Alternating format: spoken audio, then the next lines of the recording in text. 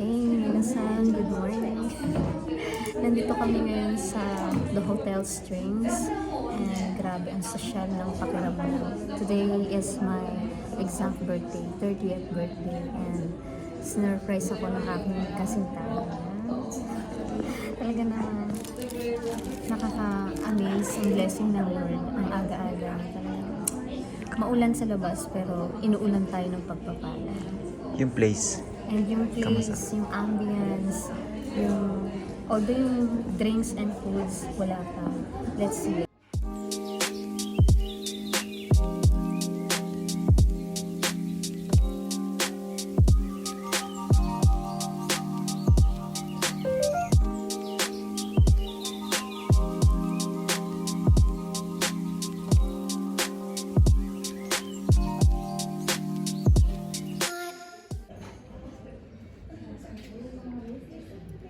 Tinikman ko yung pinagmamalaki nila dito na ano to? Osusume, recommend. Yung nirecommend nila sa akin.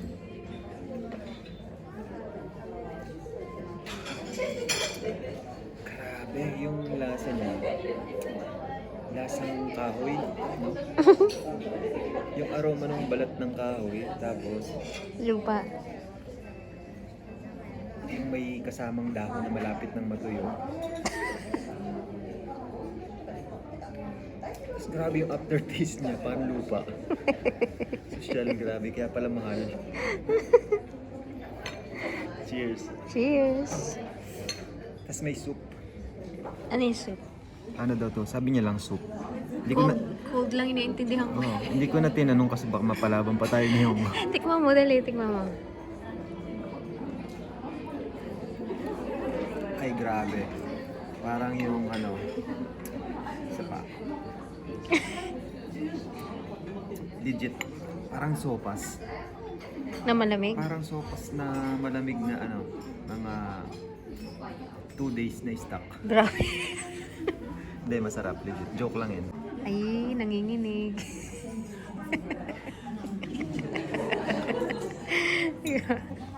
Uy, nanginginig.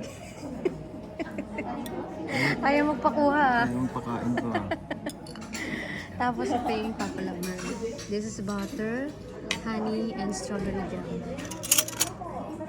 Ito sa ito. Thank you. Actually, hindi ako mahilig sa mga jam, pero patry natin. Kasi birthday ko naman. Masarap. Kung kakainin, kakamaya.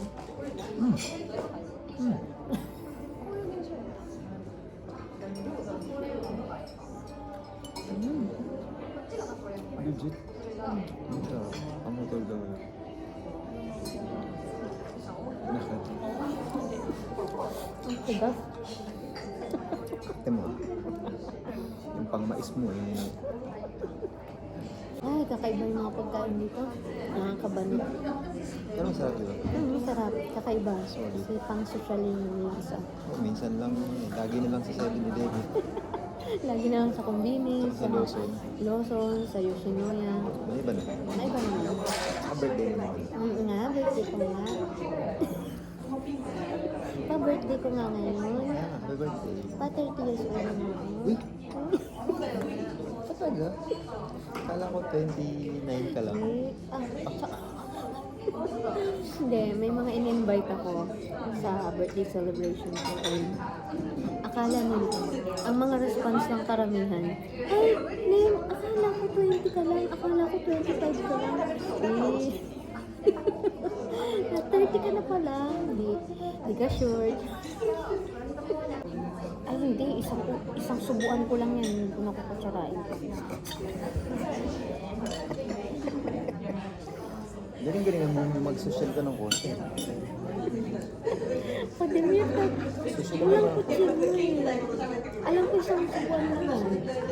Alam mo, Ito sana. alam natin mga mamaya nakapili. Ano ba yan? Isang subuan ko lang ito pa, promise.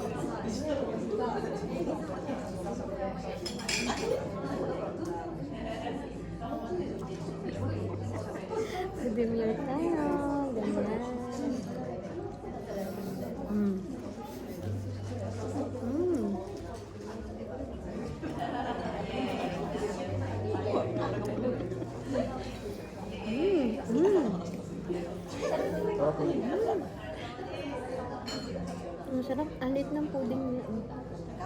dun ba? So, pag naubos natin yan, yun na yun. Bakit? Gusto ko kain eh. Ang gilutong dito nga may Yoshinoya dahil. Gusto na. Alam nyo, mga kami nasa 2 hours kami dito. From 11 a.m. to 1 p.m. Kasi ito lang ang mga kakainin namin. I think mabubusog naman tayo kasi, di ba?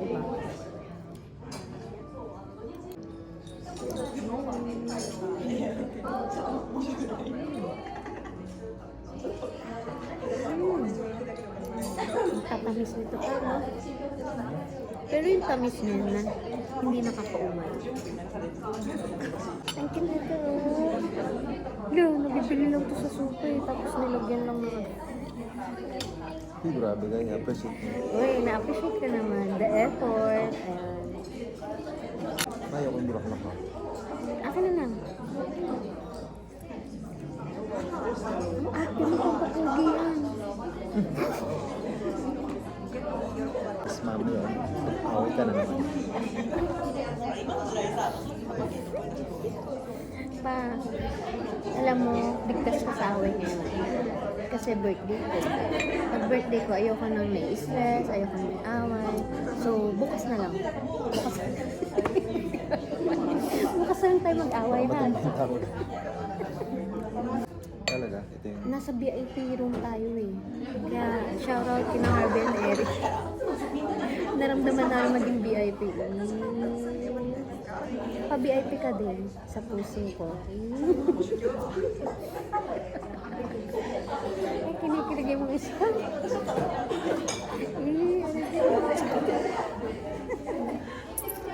Cheers!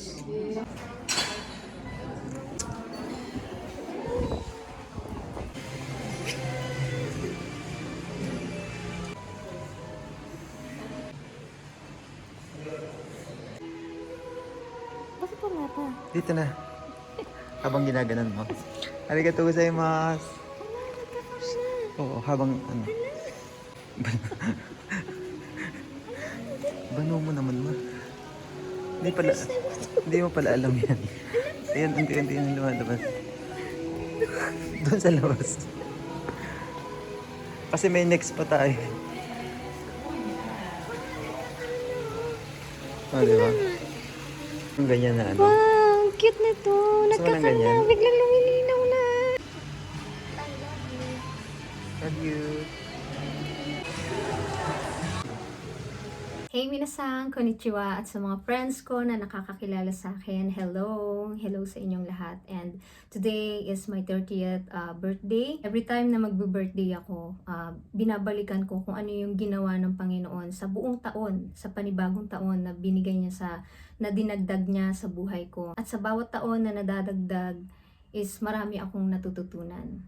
At isa na rito yung mga wrong decisions and mga failure ko sa nakaraan, naging kasangkapan yun para mas lalo akong maging matatag. Lahat ng mga pain, mga pagsubok na pinagdaanan ko noon hanggang sa ngayon is hindi pala siya sayang. Maybe noon hindi ko maunawaan na bakit ko nararanasan to, bakit ko dinadaanan tong pagsubok na to. Darating yung time na, kaya ko pala na-experience, kaya ko pala pinagdaanan to, is may purpose pala ang Panginoon. And ginalaw yun ng Panginoon para mas lalo tayong matuto, mas lalo tayong maging matatag sa buhay. At para sa kanyang kaluwalhatian, for His honor and glory. And kapag alam mo yung purpose mo, yung direksyon ng buhay mo, nasa Panginoon, naka-align yung puso mo sa Panginoon, hindi ka maliligaw. Isa talaga sa ipinagpapasalamat ko sa Lord na nung dinala niya ako dito sa Japan, sobrang hirap. Kasi unang-una yung Nihongo, yung language. Although nag-aral pero hindi sapat, mahirap maging OFW sa totoo lang. Kaya shoutout sa lahat ng mga OFW. Mahirap talaga kasi malayo ka sa pamilya mo, kapag may sakit ka, walang mag-aalaga sa'yo kundi sarili mo, walang mag-aasikaso sa'yo. Yung tipong pagod na pagod ka sa trabaho, stress ka sa iba't ibang aspeto ng buhay mo, may mga toxic na nakapaligid sa'yo. Pero mabuti ang Diyos dahil biniyayaan niya ako ng church family at mga kapatiran na dadamayan ka sa lungkot at saya. Isang malaking pagpapala yon para sa akin na magpatuloy sa buhay. Ano man yung mga pagsubok na pinagdadaanan natin, tingin lang tayo sa Panginoon. And life is too short para mag-focus tayo sa mga galit, tampo, sa mga toxic, sa mga negative, sa mga hatred. Hindi dapat natin binibigyan ng puwang yan sa puso natin. At isa sa mga assurance ko para magpatuloy sa buhay is kasama ko ang Panginoon. Kapag nasa presensya ka ng Panginoon, mararanasan mo yung tunay na kagalakan, kapayapaan na hindi kayang ibigay ng mundo. Kaya, thank you sa lahat ng mga bumati sa akin and God bless.